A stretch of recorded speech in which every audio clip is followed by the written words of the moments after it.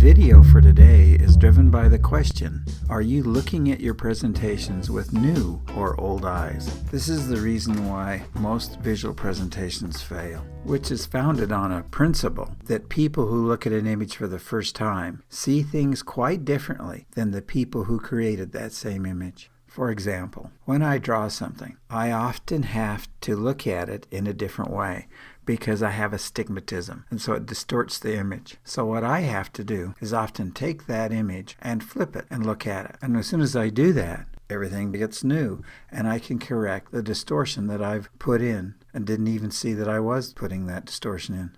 Sometimes it's as simple as doing the drawing on tracing paper, turning it upside down and looking at it, then correcting the drawing. And I turn it to something I can see with a new eye, I can see the problems. I'll give you another example. Years ago, I had a friend in the office come back from a conference, and he just went on and on about what he learned from that conference and how it was all summarized in a single sheet of paper. I'll draw him over here. Got to fix his hair because he never had a hair out of place. He had watched that image being created in steps. He saw it from multiple points of view. All I saw was the sheet of paper. What he saw was much more. And I'm trying to held it up in front of me and tried to make sense of it, but I couldn't understand it. It made no sense to me. On one side, with new eyes, we want to make sense. On the other side, with old eyes, we want to make it more interesting. It may have been that powerful an idea, but I didn't see that because he had invested a lot of time. He had taken a trip, and he had an investment in making it interesting. Here's another example of a conference I recently went to, and it was in Silicon Valley, and quite an important and promoted conference.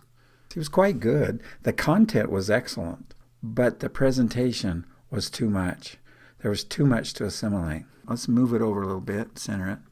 So here you have the speaker in front, presenting stuff in the middle, and he had hanging panels with images on it, hanging down. And off to either side were two people making notes of the whole meeting. Plus he's making notes and projecting them on a large screen in front. A lot was going on. It even had an easel in the front with a poster on it. It was very much visual overload. Now here was where I was sitting, which brings to the core idea about the presenter. The more he invested in this overall presentation, the more he added, because at various times he had to make it new to him. But I and some friends of mine that were in the audience were seeing it for the first time. In fact, they even had handouts that were passing back and forth. So it was very much visual overload. I would say this dichotomy between seeing things with new eyes and old eyes is the number one problem with most presentations, especially visual presentations. Well, that's a Rapid Visual, and I'm Kurt Hanks, and we'll talk to you next time.